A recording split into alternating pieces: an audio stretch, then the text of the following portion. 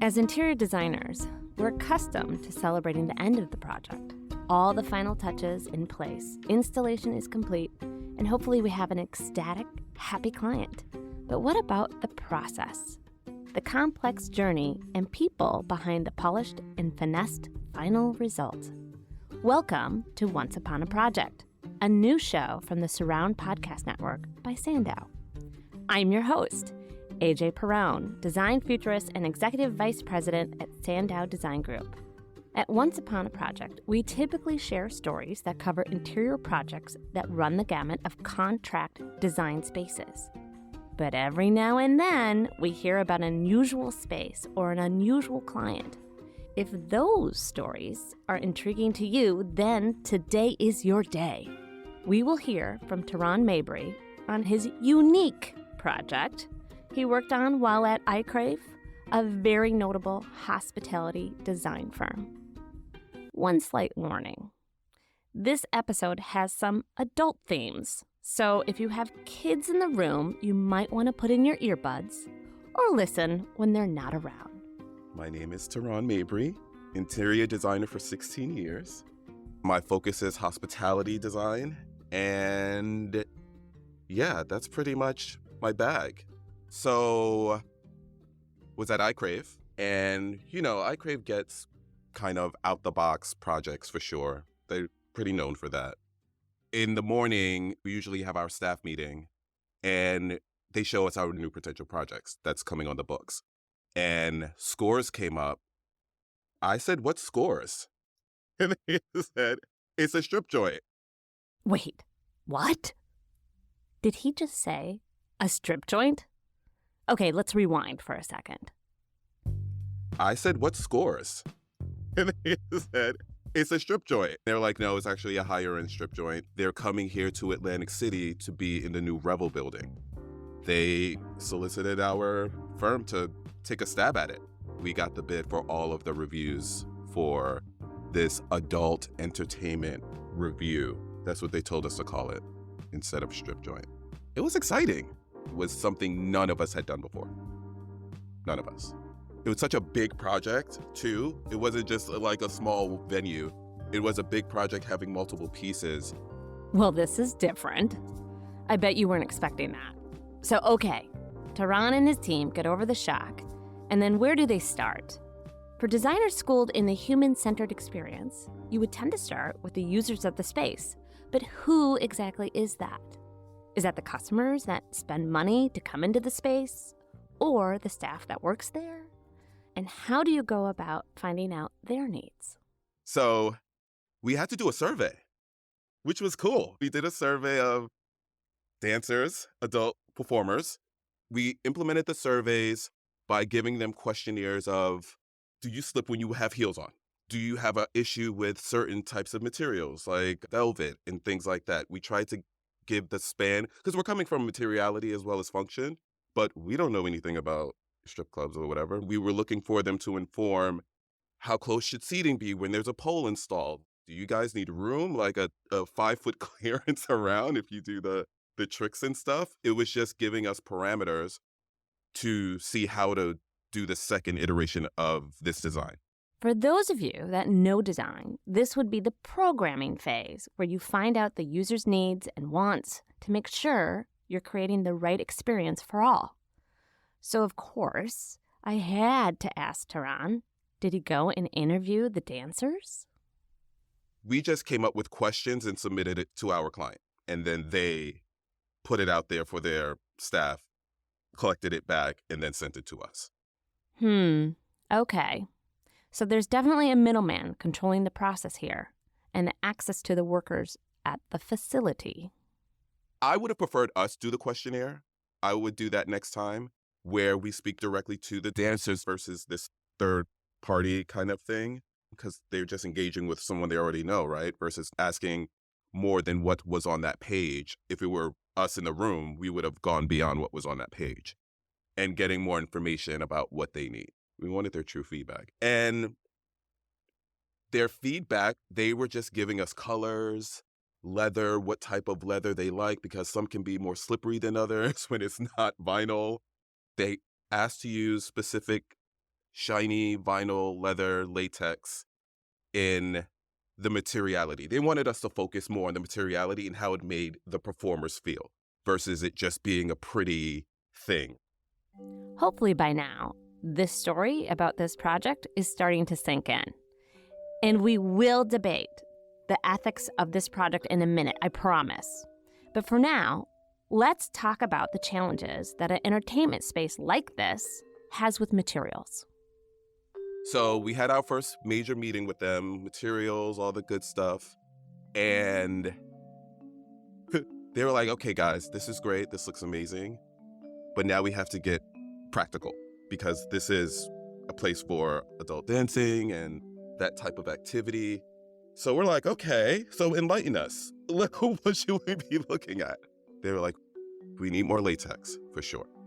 We're thinking it's because of cleanability, right? Like, of course. But they're like, no, this is a psychological thing for the dancers. If they want to feel sexy, the dancers respond to latex as a material when they're up there dancing, or patent leather, something shiny like that. The second thing was people get on the banquettes and the seating with their shoes on.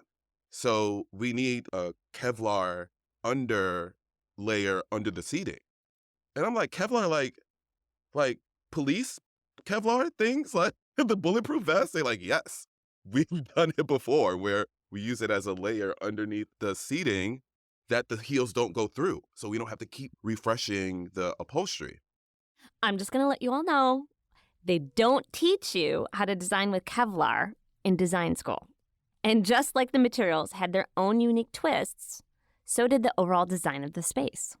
Considering it was a strip joint, I wanted to really make it different, put a spin on it that was interesting.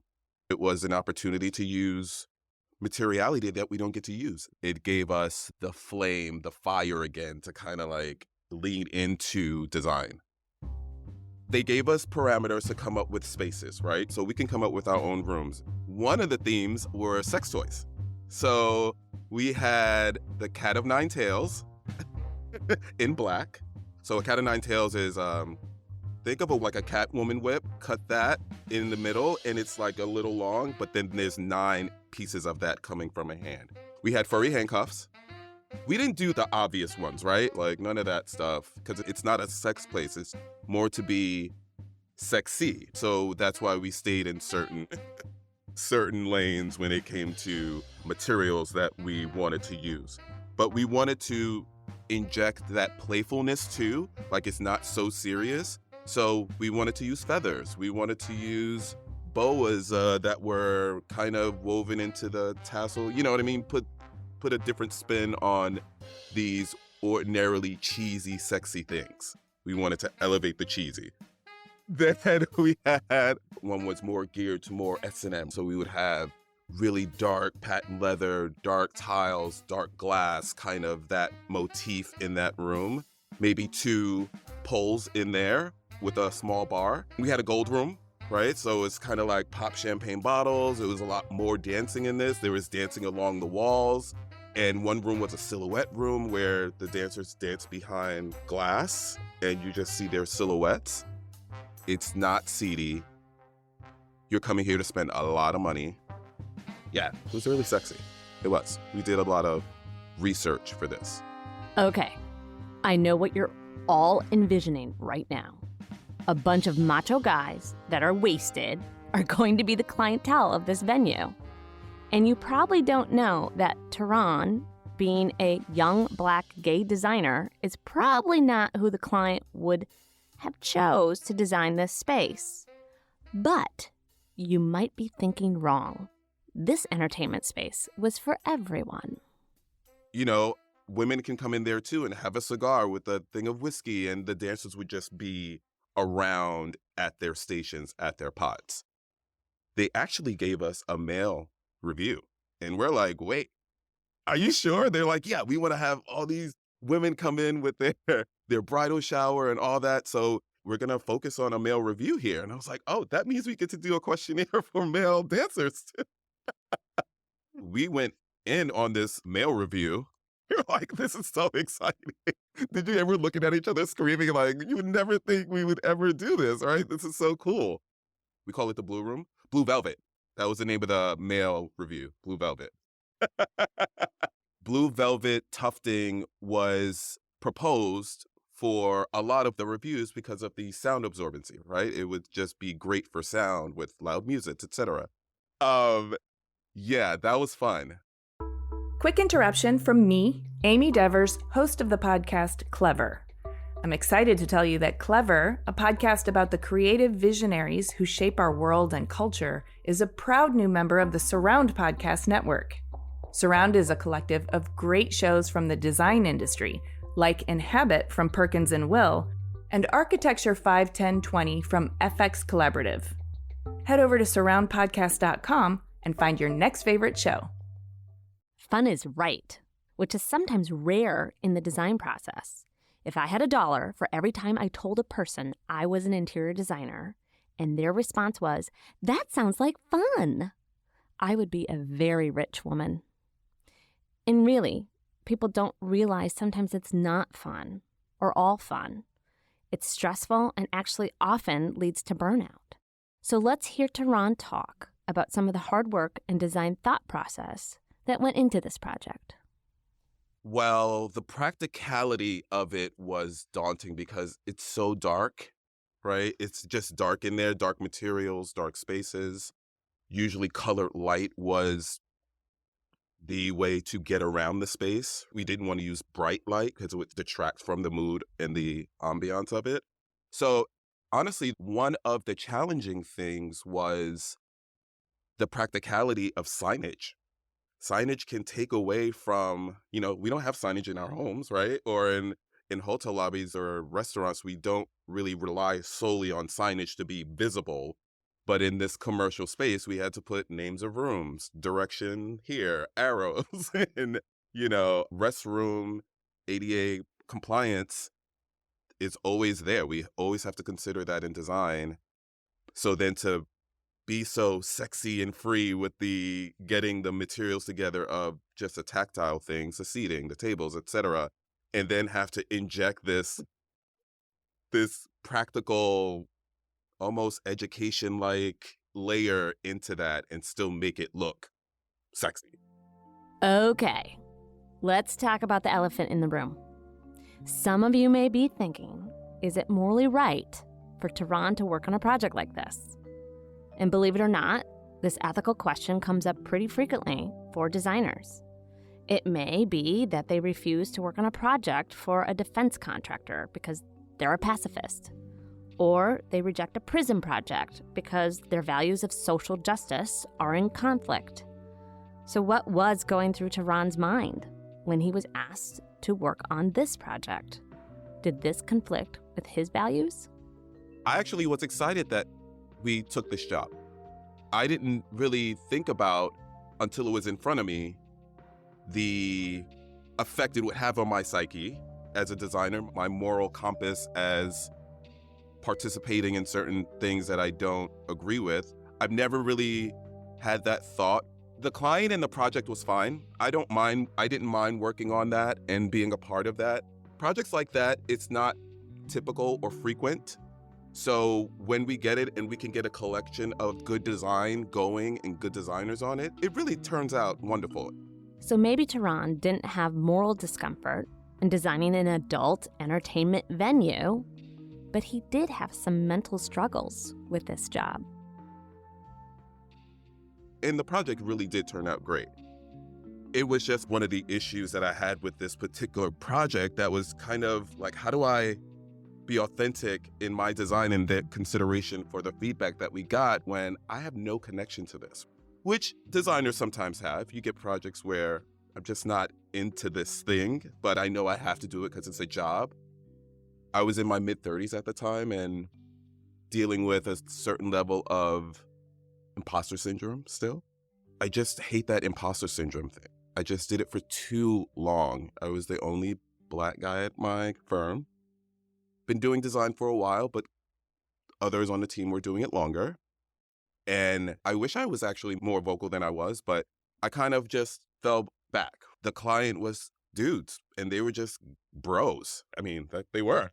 They were just older bros. I just didn't know how to communicate that way, right? To kind of land the whole thing. It's always been a challenge for me it was a consideration thinking it was a adult entertainment venue review that hypermasculinity would intimidate me. They were nice guys, they were just being guys, right? That just like going to strip joints and opening strip joints. And it was hard to engage them sometimes in the material way, just materials in a box. They're not really interested in that part, but they tried. They did their best. I didn't feel like it was worthless, that this is an important factor of the design. So I had to kind of get out of my head a lot to fit in, right? And not feel like I'm sweating and being all nervous around them. And then to get to this place where it felt like I was disappointing myself almost, like, oh, you still feel this? It's like, oh, I thought I outgrew it a little bit. Honestly, I think all good designers can suffer from imposter syndrome. It takes some time in your career to come to the conclusion you are good enough. And guess what? Imposter syndrome is not exclusive to designers. Some of the most successful people I know have felt this way in their life. So I bet most of you can empathize with Taruan feeling intimidated by this client. It was ridiculous, now that I think about it. But it was a moment that now I can reflect and see I could have been more vocal about where I'm coming from and not come from this sexist position that we were kind of funneled into going into. Just because of the client being the client. That's who they were. Now, most designers are trained to be human-centered in their approach to design, meaning you really strive to understand the needs of the users, and I tend to call that design empathy. So how did Taruan think about what the dancers needed out of this unique work environment? I also had to think while I was working on scores that women dancing on a stage is not anything but entertainment, right? I would say, first and foremost, I want to legitimize that this is a career for people, right? Which is just women making money in full confidence. It's not a bad thing. And by the way, they love what they do. They've been doing it for years. And it's like, it makes me think differently now how to design that more toward just the dancers being a prop. Something that was important for me was to be clear that their input, the people that work here, the dancers that work here that are being empowered and taking the narrative and showing it and expressing what makes them feel good, they deserve to have high-end design. This place specifically, it was an opportunity that we as designers, we're gonna make this special for them. Not even really thinking solely about the patrons, but I want them to feel awesome going to work and getting dressed every day. He does have a point. Everyone deserves good design. In discovering the safety challenges and stigma these entertainers face every day, could a design decision make them feel more safe and secure or feel more confident? Some people might say this venue is going to be built one way or another, so my job is to make sure it's the best for the dancers that it could be. I mean, maybe. It's definitely something to make you think about. So after going through the emotional roller coaster Taruan had throughout this job, I asked him if he'd do this project again. I would take a client like this again because I think culturally we're more conscious of women and how things make them feel and not just throw flippant comments out there. Well, there's your answer. Now, it's okay if you don't agree. I know plenty of people that wouldn't take a project like this for moral or ethical reasons. You may wonder for Taruan, when he looks back at this work, did he accomplish the design he intended? What exceeded for me for the project was once everything was put in and it was up and running, it felt like a movie. It felt like a movie set. That's how everything worked together. It was a really successful project, I'll say that. Even though the project was a success in Taruan's mind. The adult venue did end up closing after having a strong run at entertaining customers for many years. So, if you're looking to check it out, you will have to use your imagination. Whether you agree with the ethics of doing a project like a strip club or not, it's a good conversation for us to have, because this won't be the last controversial project that gets put in front of a designer as an opportunity. I had a design friend that did not take a residential project because the client was from Enron. Yes, that Enron, the one that had the big, huge financial scandal. And she felt bad about getting paid from money that was ill-got. Another designer I know refused to work on a corporate redesign for a defense contractor because she was against the war that they were making weapons for. So, how do we as the design community figure out where the line actually is? I think the answer is there's really not an answer. It's up to each person or design team to make that decision.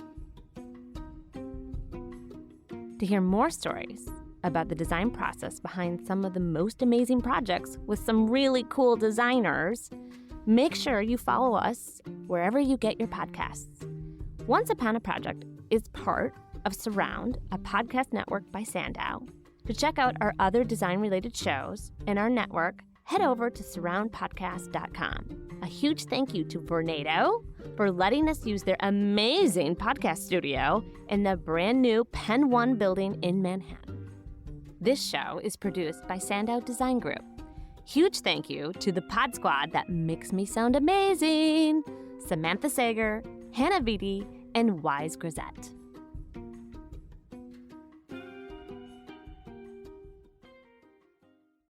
Design is a process. It's a journey.